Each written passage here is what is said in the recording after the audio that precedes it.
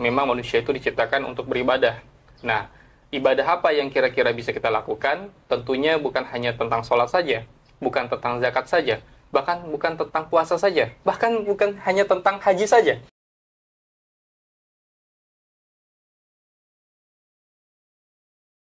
Assalamualaikum warahmatullahi wabarakatuh. Alhamdulillah, teman-teman semuanya, kita bisa bertemu lagi lewat video ini. Insya Allah, kita baru dapat kabar dari saudara kita, Ustadz Yahya Waloni. Nah, jadi memang ada hubungan emosional di antara kita, karena tahun lalu tepatnya itu, kita sempat bertemu, dan kita juga udah ngobrolin tentang proyek dakwah kita di Kalimantan Barat. Salah satu adalah, kita akan keliling Kalimantan Barat, terkait dengan proses pendirian pondok saudara seiman. Alhamdulillah, segala sesuatu yang berkaitan dengan hal yang ini ya, yang tidak bisa kita pungkiri adalah yang namanya kematian, karena itu adalah hal yang pasti. Jadi, kita memahami betul bahwa beliau adalah orang yang terbaik yang saat ini kita punya dalam pasukan dakwahnya kita. Lalu kemudian tentunya yang lain juga yang baik-baik. Dulu sempat juga ada almarhum Coach Stephen, sekarang juga sudah menjadi almarhum Ustadz Yahya Waloni. Tentu ini menjadi duka mendalam bagi kita, tapi kita tidak larut dalam duka. Karena setiap manusia itu terus berproses, sampai pada akhirnya kita sangat yakin bahwa setiap kader yang sudah kita miliki saat ini akan sama kualitasnya, akan sama cara penyampaiannya, tergantung dari era perkembangan zaman saat ini. Nah, sekali lagi, dengan adanya saudara-saudara kita yang saat ini sudah berpulang, kita semakin yakin bahwa dakwah kita ini semakin mudah. Dalam artian, sudah ada bukti dari saudara-saudara kita yang sudah bisa dilihat dalam proses dakwahnya. Jadi memang ada regenerasi yang mestinya harus kita lanjutkan. Jangan berlarut dalam kesedihan. Lalu kemudian teman-teman semuanya, pertemuan kami tahun lalu itu membahas tentang Pondok Surasiman. Tentunya saya akan kembali lagi menyampaikan kepada saudara-saudara kita semuanya bahwa Pondok Surasiman ini bukan seperti pondok pada umumnya. Bukan pondok yang betul-betul menguatkan dari sisi ilmu agamanya saja. Tapi ada beberapa hal yang kita tekankan, yaitu kita mengambil dari santri-santri yang sudah mondok di pedalaman, lalu kemudian mereka kita ambil, kita bawa ke tempat kita, yaitu namanya Pondok Surasiman, kemudian kita bina terkait pelatihan kemampuan dasarnya mereka. Lalu kemudian kita asah terus, sampai pada akhirnya mereka akan terbiasa dengan skill yang nantinya mereka miliki. Nah, programnya kita itu adalah multimedia. Karena memang kita dari dulu adalah bergerak di bidang YouTube, lalu kemudian kita media sosial juga main, baik itu Instagram, TikTok, Twitter, dan yang lain-lain yang punya peluang untuk menyampaikan kebaikan ini, kita garap semuanya. Dan tentunya skill ini kita mau didapati atau dimiliki oleh santri yang saat ini ada di pedalaman. Nah, makanya program ini tidak lama, hanya 1 tahun. Nah, kemudian santri-santri yang kita ambil juga adalah orang-orang yang betul-betul membutuhkan ilmu ini. Terkhusus adalah saudara kita yang memiliki pesantren di pedalaman. Kemudian selama ini untuk operasionalnya sangat sulit. Lalu kemudian banyak hal-hal yang membuat mereka terkendala terkait dakwahnya. Inilah yang menjadi salah satu momentum kita untuk mengajarkan skill kepada santrinya mereka, yang kemudian nanti ke depannya ada program yang bisa disampaikan ke media sosial, dan insya Allah saya yakin banyak orang baik yang bertebaran di muka bumi ini, yang mereka juga mungkin banyak hartanya tapi bingung mau kemana.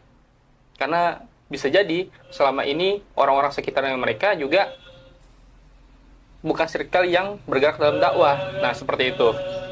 Tapi insya Allah harapan kita adalah kita ingin menyampaikan dakwah pedalaman itu seperti apa kondisinya. Nah, tentunya kalau mengandalkan kami saja terbatas. Terbatas tenaganya, terbatas waktunya, terbatas materinya, dan yang paling penting adalah dengan keterbatasan ini, kita bisa menyampaikan lewat media sosial yang insya Allah mengajak antum-antum semua ikut gabung di dakwah kita ini. Kalau ada yang tidak mau ikut, gini loh teman-teman semuanya. Tidak ada masalah tentang siapa yang mau ikut dengan pergerakan ini. Yang penting adalah seberapa yakin kita bisa menyalurkan dakwah ini dengan poin-poin ibadah yang nanti pada akhirnya akan terikat amal jariah. Nah, metode amal jariah yang kita miliki adalah metode yang saling berhubungan satu sama lain. Nah, jadi teman-teman semuanya, jadi ketika manusia itu meninggal, terputus amalnya kecuali 3 perkara.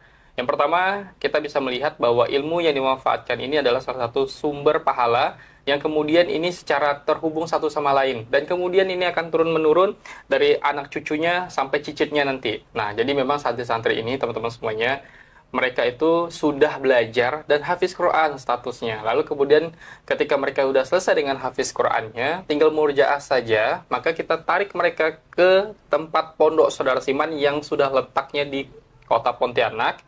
Lalu kemudian kita siapkan satu ustadz yang untuk bertanggung jawab murjaah Qurannya mereka atau hafalan mereka.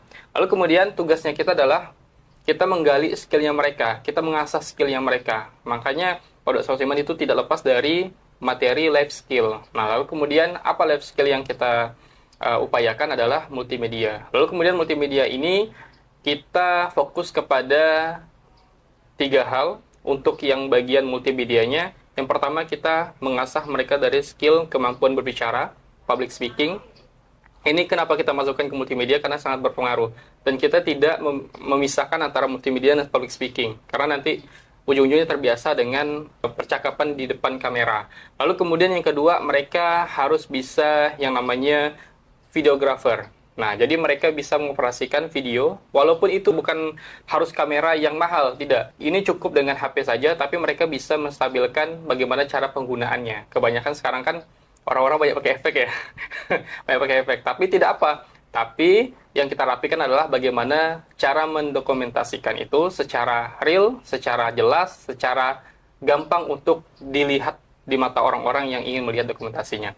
Lalu yang skill terakhir adalah bagaimana cara dia mengedit dari apa yang sudah dibuatkannya tadi dalam bentuk video itu, kemudian diolah menjadi bahan editan. Ketika editan ini bisa dilakukan, maka orang-orang bisa mendapatkan video yang layak untuk ditonton. Nah, jadi memang 3 hal ini tidak pisah dari namanya multimedia. Nah, ini yang harus kita terapkan kepada santri Pondok Saudara Siman. Lalu kemudian target ini cuma 1 tahun, tidak lebih.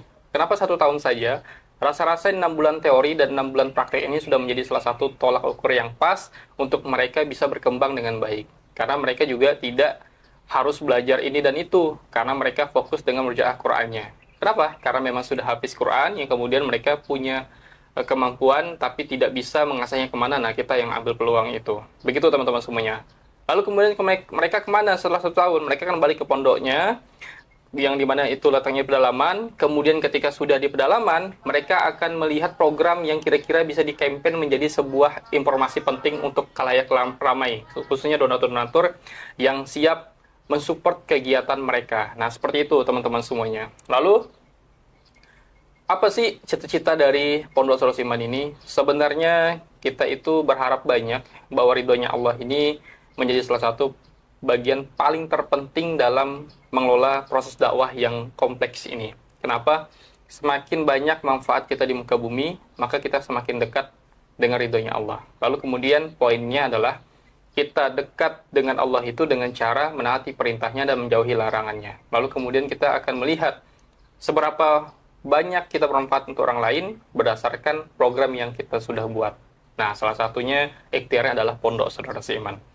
Dan ini kita kembali lagi, memang manusia itu diciptakan untuk beribadah. Nah, ibadah apa yang kira-kira bisa kita lakukan? Tentunya bukan hanya tentang sholat saja, bukan tentang zakat saja, bahkan bukan tentang puasa saja, bahkan bukan hanya tentang haji saja, tapi banyak hal yang bisa kita lakukan. Nah, tentunya semuanya adalah menjadi salah satu poin penting, tapi tidak melupakan hal-hal kebaikan ibadah lainnya, yaitu bekerja, berikhtiar, lalu kemudian kita mengupgrade diri kita menjadi hamba yang muttaqin. Nah, dari situ mungkin informasi yang bisa saya sampaikan. Tadi kembali lagi kita sedang berduka cita atas berperginya aktivis dakwah kita, orang-orang hebat yang sudah lama berjuang, dan insya Allah di waktu kesempatan yang sama mungkin kita bisa berbenah diri untuk mencari kader-kader yang sama seperti mereka. Nah, saya berharap media ini adalah salah satu cara kita menyampaikan kebaikan lewat dakwah yang sudah kita lakukan di pedalaman Kalimantan Barat. Dari kami, seperti itu. Mohon dimaafkan apabila ada kesalahan. Wabillahi taufiq wal hidayah. Wassalamualaikum warahmatullahi wabarakatuh.